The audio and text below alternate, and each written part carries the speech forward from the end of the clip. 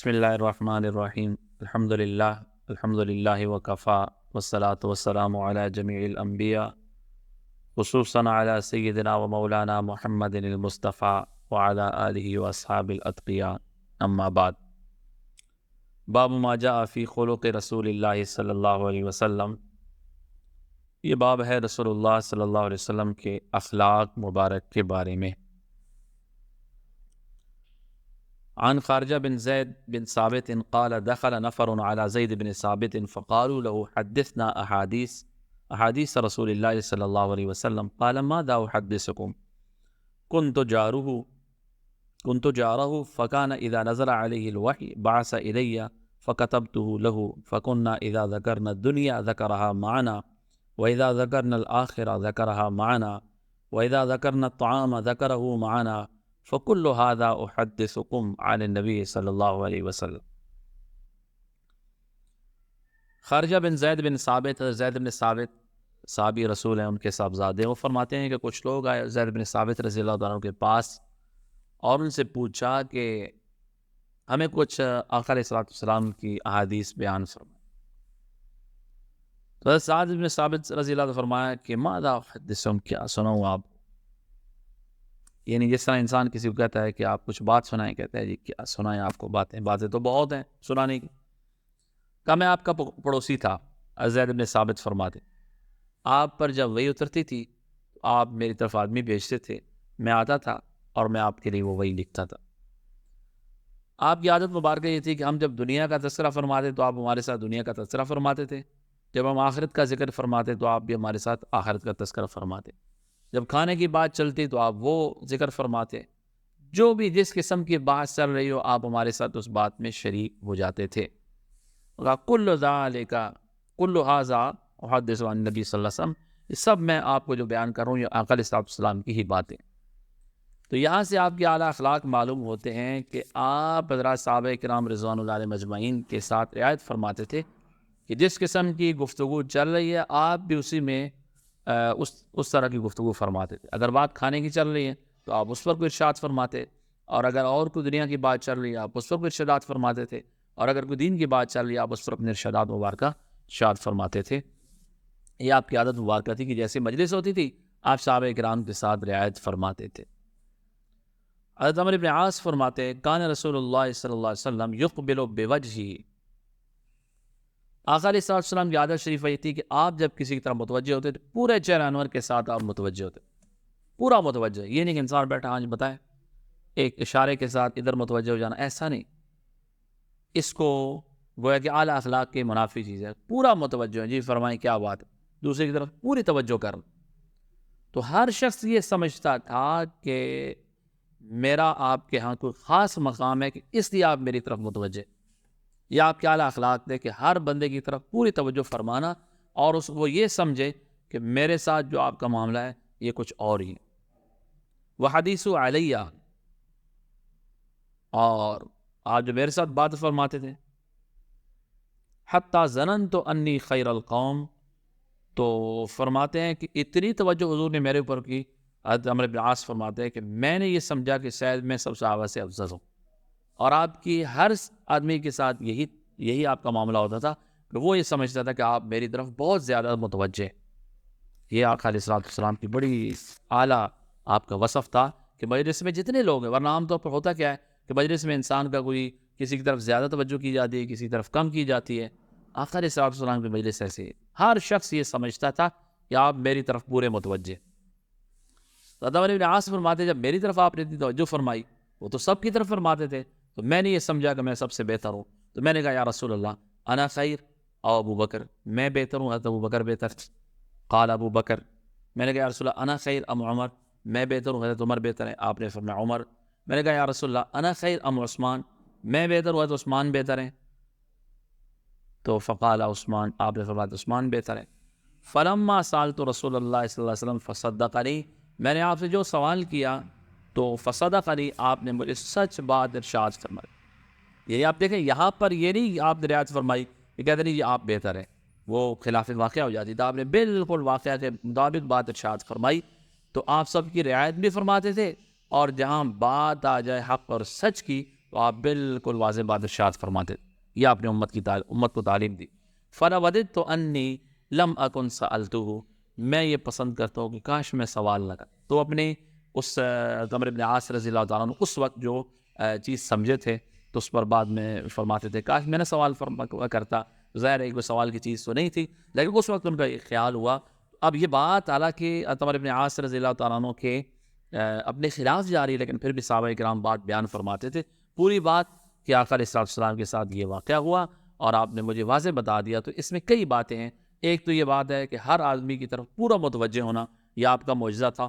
دوسری بات یہ معلوم ہوتی ہے صحابہ کرام کے جو مراتب تھے وہ معلوم ہوتے ہیں کہ سب صحابہ کو پتہ تھا کہ حضرت ابوبکر صدیق سب سے افضل ہیں، پھر حضرت عمر فاروق ہیں، پھر حضرت عثمان غنی ہیں، پھر سیدنا علی المرتضیٰ رضی اللہ تعالیٰ عنہ اجمعین. اس کے بعد باقی صحابہ کرام کی ترتیب ہے. اور تیسری بات یہ پتہ چلی کہ آقا علیہ السلام سے جب پوچھا تو آپ نے بالکل واضح ارشاد فرما دیا. اور حضرت عمرو بن عاص رضی اللہ تعالیٰ کا کمال دیکھیں کہ انہوں نے جو بات اپنے گویا کہ اپنے خلاف ایک اعتبار سے ہوئی تھی وہ بھی انہوں نے کیا فرما دی، بیان فرما دی. کہ جو بھی بات ہوئی میں نے یہ پوچھا، پھر فرماتے ہیں کاش میں نہ پوچھتا تو کتنا اچھا ہوتا. تو یہ صحابہ کرام کی عظمت اور ان کی صداقت کہ جو بات جیسے ہوئی ہے بیانی انہوں نے بیان فرما دی. انس بن مالک فرماتے ہیں خدمت رسول اللہ صلی اللہ علیہ وسلم 10 سنین، میں نے آقا علیہ السلام کی خدمت کی 10 سال. فما قال لی اف قط، 10 سال میں کبھی بھی آپ نے اف نہیں فرمایا. وما قال لشیء صنعت، اور مجھے کسی چیز کے بارے میں جو میں نے کیا ہو آپ نے یہ نہیں فرمایا لما صنعت، کیوں کیا. ولا لشیء ترکت لما ترکت، جو کام میں نے چھوڑ دیا آپ نے یہ نہیں فرمایا تم نے کیوں چھوڑا. تو جو کیا یہ نہیں پوچھا کیوں کیا، جو نہیں کیا یہ نہیں پوچھا کیوں نہیں کی. کان رسول اللہ صلی اللہ علیہ وسلم من احسن الناس خلقا، آپ تمام لوگوں میں سب سے اعلیٰ اخلاق کے مالک، اخلاق سب سے اچھے. ولا مسست خزا ولا حریرا، میں نے زندگی میں کسی ریشم کو ہاتھ نہیں لگایا. ولا شیئا، نہ کسی اور چیز کو. کان الین من کف رسول اللہ صلی اللہ علیہ وسلم، جو آقا علیہ السلام کی ہتھیلی مبارک سے زیادہ نرم. تو کوئی ریشمی کپڑا بھی نہیں تھا جو آپ کی ہتھیلی سے زیادہ نرم، کوئی چیز ایسی نہیں تھی جو آپ کی ہتھیلی مبارک سے زیادہ نرم. ولا شممت مسکا قط، میں نے زندگی میں کوئی خوشبو نہیں سونگی. ولا عطرا، کوئی عطر نہیں سونگا. کان اطیب من عرق رسول اللہ صلی اللہ علیہ وسلم، جو آقا علیہ السلام کے پسینے سے زیادہ خوشبودار. تو یہ مبالغہ نہیں ہے، یہ بالکل حقیقت پر مبنی بات ہے کہ صحابہ فرماتے ہیں کہ آپ کا پسینہ مبارک کی جو خوشبو تھی اس سے برابر کوئی عطر تھا ہی نہیں. انس بن مالک رضی اللہ عنہ عن رسول اللہ صلی اللہ علیہ وسلم، سیدنا انس بن مالک فرماتے ہیں کہ ایک شخص آقا علیہ السلام کے پاس آئے، ان کے پاس اثر و صفرا زرد رنگ کا کپڑا پہنا ہوا. اب آپ نے اس کو پسند نہیں فرمایا، لیکن صراحتاً ان کو منع نہیں فرمایا کہ ہاں بھائی کیوں پہنا یہ. کان رسول اللہ صلی اللہ علیہ وسلم لا یکاد یواجه احدا بشیء یکرہ، جب آپ کسی چیز کو ناپسند سمجھتے تھے تو صراحتاً نہیں فرماتے تھے بھئی یہ ایسا کیوں، بلکہ آپ نے ناپسندگی چہرہ انور پر اس کے آثار ظاہر ہوئے. فلما قام، وہ بندہ چلا گیا، آپ نے صحابہ کو فرمایا لو قلتم لہو یدعو ہذہ صفرا، اگر آپ اسے کہہ دیں گے زرد رنگ نہ پہن. تو یہ آپ کے اعلیٰ اخلاق ہے کہ چونکہ ناجائز نہیں تھا لیکن مناسب نہیں تھا، تو اگر ناجائز ہو تو آپ فوراً منع فرما دیتے، لیکن مناسب نہیں تھا تو آپ نے خود پھر بات نہیں فرمائی. صحابہ کو فرمایا کہ اسے بتا دو یہ اچھا نہیں ہے، اس سے اتار، یہ چھوڑ دو. امی عائشہ فرماتی ہے لم یکن رسول اللہ صلی اللہ علیہ وسلم فاحشا، آپ نے کبھی زبان سے فحش گفتگو نہیں فرمائی. ولا متفحشا، کبھی آپ نے بتکلف بھی ایسی بات نہیں فرمائی. ولا سخابا فی الاسواق، بازار میں کبھی اونچی آواز سے نہیں فرمائی. ولا یجزی بالسیئۃ سیئۃ، آپ نے کبھی بھی برائی کا بدلہ برائی سے نہیں دیا. ولکن یعفو ویصفح، آپ معاف فرماتے تھے درگزر پر. جتنا کوئی بندہ جہالت کا معاملہ کرتا آپ اس کو پھر بھی درگزر فرماتے تھے. بعض دفعہ کوئی منافق آ جاتا تھا، کوئی یہودی آ جاتے تھے، اور کوئی ایسے لوگ آ جاتے تھے جو آداب سے واقف نہیں تھے دیہات سے، تو کوئی بات ایسی سخت ہو جاتی تھی آپ برداشت فرماتے. زید بن سعدہ ایک یہودی عالم تھا، اور اس نے آقا علیہ السلام کو ایک دفعہ قرض دیا. اب اس کی مدت باقی ہے، وہ پہلے آ گیا اور اس نے کہا کہ تم عبد المطلب کی اولاد، تم وہی ٹال مٹول کرنے والے، قرض کیوں واپس نہیں کرتے؟ حالانکہ مدت باقی تھی۔ تو عمر رضی اللہ تعالیٰ نے غصہ کیا اور کہا اگر حضور پاس نہ تھے میں تمہاری گردن اتار دیتا، تم کیوں اتنی سخت بات کر رہے؟ آپ نے فرمایا عمر، یہ اور میں اس سے زیادہ اور بات کے مستحق، تم اسے کہتے ہیں بھی اچھے طریقے سے مطالبہ کرو اور مجھے کہتے ہیں کہ اچھے طریقے سے ادا کرو۔ پھر آپ نے فرمایا جب اس کو دے دو۔ فرماتے ہیں کہ زید عمر تشریف لائے، انہوں نے مجھے وہ جو غلہ تھا چیز وہ بھی دی اور کچھ زیادہ بھی دیا۔ تو میں نے کہا زیادہ کیوں دے رہے؟ کہا کہ یہ حضور کا حکم ہے۔ تو میں نے کہا تم کون ہو؟ کہا میں زید بن سعانہ ہوں۔ کہا وہ یہود کا بڑا عالم میں تھا۔ اس نے کہا تو آپ نے عمر نے فرمایا کہ تم نے کیوں حضور کی اتنی گستاخی کی؟ تو اس نے کہا کہ عمر بات سنو، میں نے یہ تورات میں پڑھا تھا کہ آقا علیہ الصلوۃ والسلام کی صفات، ان میں ایک صفت یہ تھی کہ ان کا حلم ان کے غصے سے پر غالب ہوگا، اور دوسرا کوئی جتنا جہالت کا معاملہ کرے گا آپ مزید اس کے ساتھ نرمی کا معاملہ کریں۔ تو باقی علامات میں نے دیکھ لی تھی، یہ دو علامات نہیں تھی، آج میں نے یہ دیکھ لی ہیں، اور میں تمہیں گواہ بناتا ہوں کہ میں کلمہ پڑھتا ہوں لا الہ الا اللہ محمد رسول اللہ، اور میں اپنا آدھا مال وقف کرتا ہوں اسلام کے۔ تو جتنا بھی آپ کے ساتھ جہالت کا معاملہ کیا جاتا تھا آپ درگزر فرماتے۔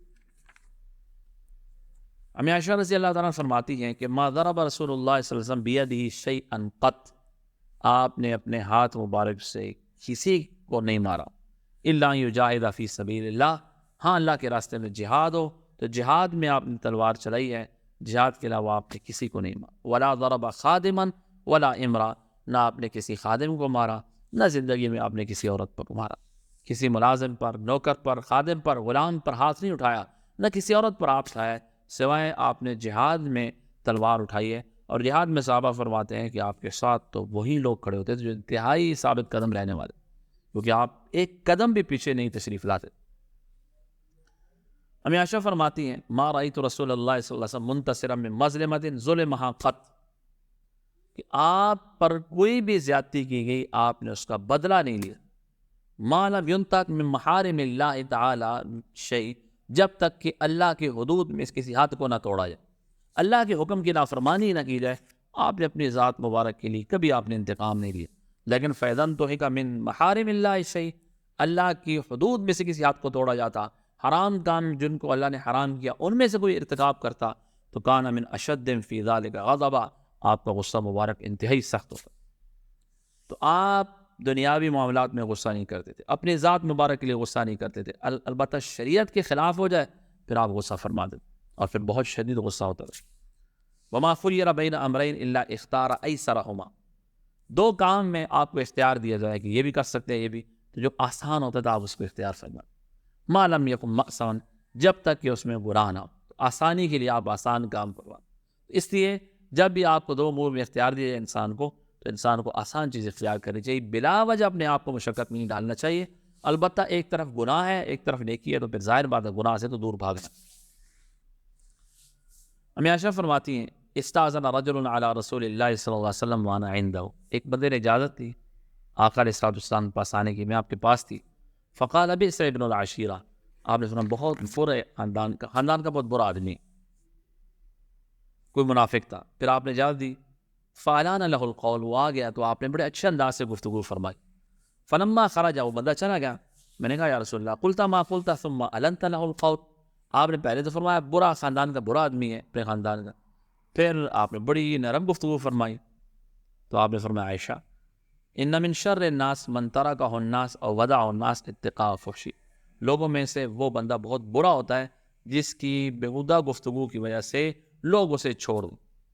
تو اس لیے آپ نے نرم گفتگو فرمائی ہے، تو سخت گفتگو انسان کو نہیں کرنی چاہیے، اگرچہ بندہ اگلا کتنا ہی برا کیوں نہ ہو انسان کو نرم لہجہ اختیار کرنا چاہیے۔ تو آپ نے فرمایا وہ بندہ بہت برا ہے جو سخت لہجہ اختیار کرتا ہے اور لوگ اسے بات چیت چھوڑ دیتے ہیں، یار چھوڑو اس کے ساتھ کون منہ لگائے، وہ پھر کوئی باتیں سنائے گا۔ ایسا بندہ اللہ کے ہاں بھی یہ برا ہے۔ اس لیے ہمیشہ انسان لوگوں کے ساتھ اچھے رویے سے اچھے اخلاق سے پیش آئے، یا آقا علیہ الصلوۃ والسلام کی تعلیمات۔ اور یہ شخص منافق تھا، اس سے پتہ چلتا ہے کسی آدمی کے شر سے بچنے کے لیے، دوسروں کو بچانے کے لیے اس کی غیبت بھی پھر وہ جائز ہے۔ ویسے تو پیچھے کسی کی برائی بیان نہیں کرنی چاہیے، لیکن ظاہر ہے کہ ایک بندہ برا ہے، ویسے خواہ مخواہ بیٹھ کے فلاں برا ہے فلاں برا ہے، یہ تو غلط ہے، لیکن ایک اور بندہ ہے جس کا اس کے ساتھ کوئی معاملہ آپ اسے کہتے ہیں یار وہ بندہ ٹھیک نہیں ہے، آپ اس کے ساتھ معاملہ نہ کرو. یہ خیرخواہی کا تقاضا ہے کہ آپ اس کی برائی اس دوسرے کو بتاؤ. تو بعض دفعہ مجبوراً کسی دوسرے مسلمان کی خیرخواہی کے لیے کی برائی بیان کرنی پڑتی ہے، وہ جائز ہے. عام حالات میں بلا وجہ کسی کی پیٹھ پیچھے برائی نہیں بیان کرنی چاہیے.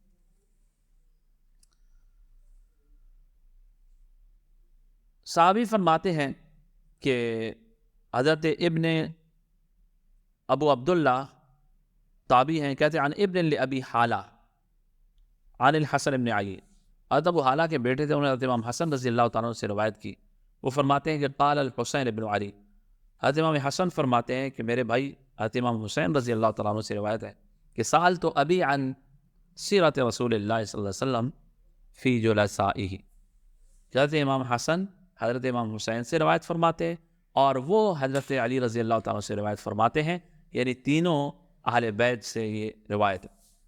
کہ آقا علیہ الصلوۃ والسلام کی مجلس کیسی تھی، یہ روایت پہلے بھی گزر چکی ہے، اس کا کچھ حصہ یہاں پر ہے.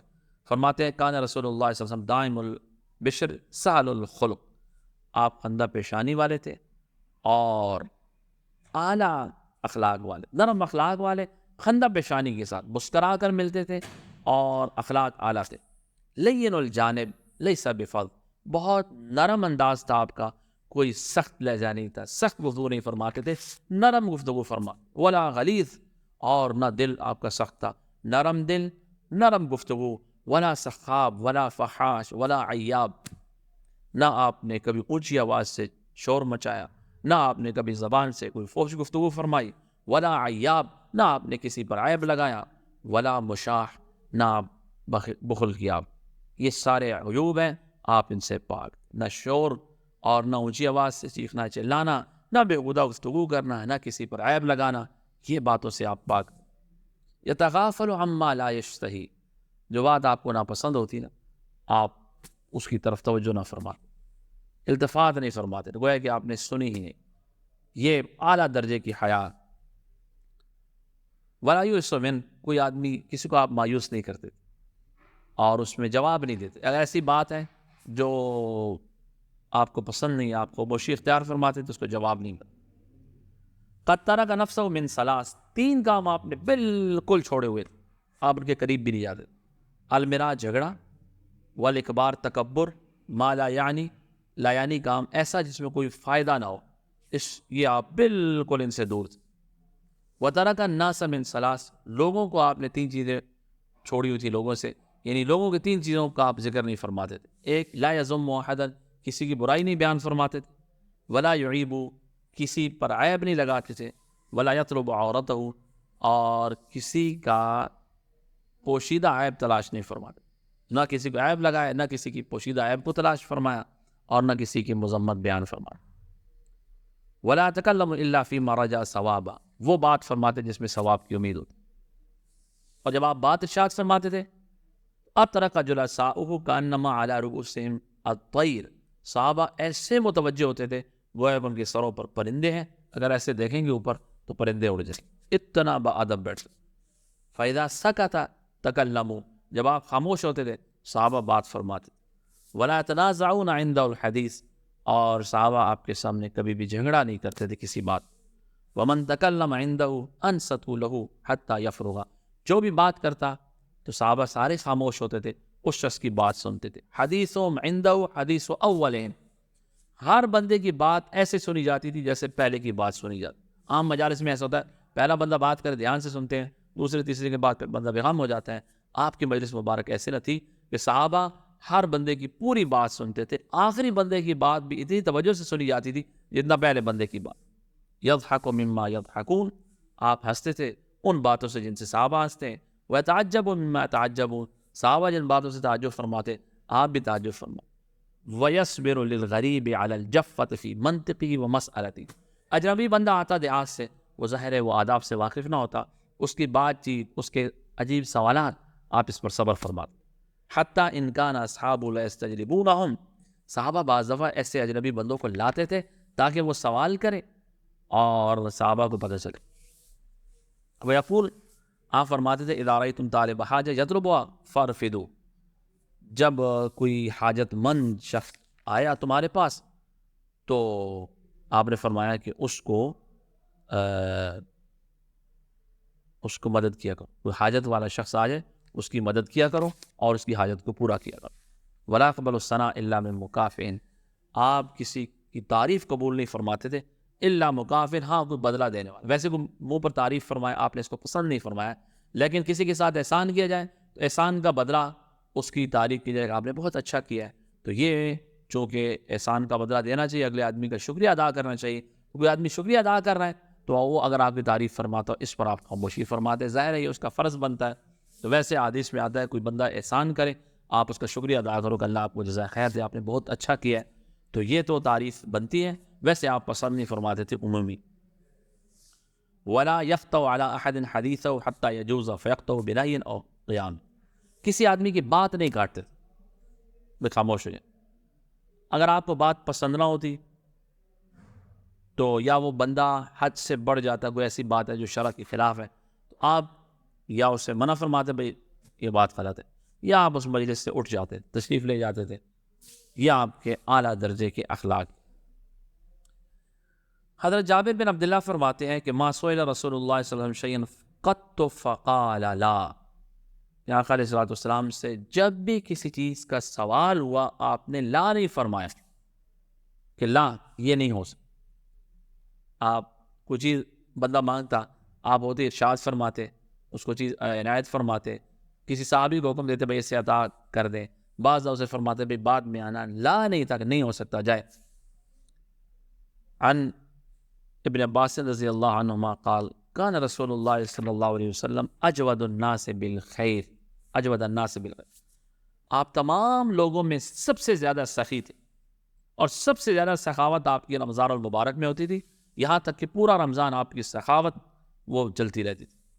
فیاتی جبریل تشریف لاتے تھے، فیعرض علیہ القرآن، اور آقا علیہ السلام کے ساتھ قرآن پاک کا دور چلتا تھا. فیضا لقیہ جبریل، جب جبریل امین تشریف لاتے تھے تو آقا علیہ السلام پھر سب سے زیادہ سخاوت اس وقت ہوتی تھی آپ کی، اور وہ آپ کی جو سخاوت تھی وہ تیز ہوا سے بھی زیادہ تھی. تو ویسے پورا سال ہی سخاوت رہتی تھی، لیکن رمضان میں آپ کی سخاوت بہت زیادہ بڑھ جاتی تھی. انس بن مالک فرماتے ہیں کان نبی صلی اللہ علیہ وسلم لا يدخر شیئا لغد. آپ کل کے لیے کوئی چیز نہیں رکھتے تھے، جو بھی چیز آ گئی آپ نے تقسیم فرما دی، بھئی کل کام آئے گی، کل کے لیے آپ نے کبھی کوئی چیز نہیں رکھی، اور یہ آپ کا اعلیٰ درجے کا توکل تھا. حضرت عمر رضی اللہ عنہ فرماتے ہیں ان رجلا جاء الى رسول اللہ صلی اللہ علیہ وسلم، ایک بندہ آیا آپ کے پاس، فسالہ ان یعطیہ، اس نے سوال کیا کہ آپ مجھے عطا فرمائیں. آپ نے فرمایا کہ فی الحال تو کچھ نہیں ہے، جاؤ کسی اور بندے سے ادھار کو چیز خرید لو اور پیسے میرے اوپر لازم کر دو، بھئی یہ پیسے یہ چیز وہی دے دو، اور آقا علیہ السلام پیسے دیں گے، میرے پاس آئیں گے میں آپ کو دے دیں گے. حضرت عمر نے فرمایا یا رسول اللہ نے آپ کو اس چیز کا مکلف نہیں بنایا کہ جو آپ کے پاس ہے نہیں پھر آپ اتنی مشقت فرمائیں گے. حضرت عمر رضی اللہ تعالیٰ عنہ کے سامنے آقا علیہ السلام کی مشقت تھی کہ بلا وجہ آپ اس میں وہ ہوں گے، مشقت میں پڑ جائیں گے، اور اس لیے آپ کے آرام کے لیے حضرت عمر رضی اللہ تعالیٰ عنہ نے یہ ارشاد فرمایا. لیکن آقا علیہ السلام نے اس کو ناپسند فرمایا. تو جب صحابہ بیٹھے تھے ایک انصاری نے دیکھا تو انہوں نے کہا یا رسول اللہ انفق، خیر ہے یا رسول اللہ خرچ کریں، کوئی بات نہیں، آپ نہ ڈریں عرش والے سے کمی کا. تو آپ مسکرائے ان کی بات پر، اور آپ کے چہرہ انور پر خوشی کے آثار نظر آ گئے، اور آپ نے فرمایا ہاں مجھے اس کا حکم دیا گیا. سیدنا عمر رضی اللہ عنہ کی اس بات کو آپ نے پسند نہیں فرمایا، اور انصاری کی اس بات کو آپ نے پسند فرمایا. فرمایا ہاں یہ بات ہے. تو آپ کو سخاوت پسند تھی اور آپ نے سخاوت فرمائی، اس لیے آپ کے اہل بیت میں، ازواج مطہرات میں، اہل بیت میں سب میں سخاوت بہت اعلیٰ درجے کی. ربیہ بنت معاوض بن افرا صحابی ہیں، حضرت معاوض بن افرا مشہور صحابی ہیں، ان کی بیٹی ہیں. وہ فرماتی ہیں کہ میں آقا علیہ السلام کے پاس لائی، کچھ ککڑیاں تھیں اور کچھ کھجور تھی. کھجور کا گچھا تھا، تازہ کھجور، اور کچھ ککڑی تھی. میں نے آپ کی خدمت میں پیش کی ہدیہ کے طور پر. تو فاعطانی ملء کفہ حلیا وذہبا، آپ نے مجھے سونا اور زیورات مٹھی بھر کے دی. بلکہ ایک مٹھی بھر کے دیے. اب اس میں کتنا سونا آتا ہے وہ آپ نے دیا صرف چند ککڑیوں اور کھجور کے بدلے.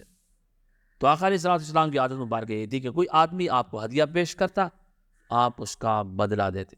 اور آپ نے یہ حکم بھی دیا. اس سے عائشہ کی روایت ہے, فرماتی ہے رضی اللہ عنہ ان نبی صلی اللہ علیہ وسلم کان یقبل الحدیہ ویثیب علیہا, آپ ہدیہ قبول فرماتے تھے اور اس پر بدلہ بھی دیتے تھے.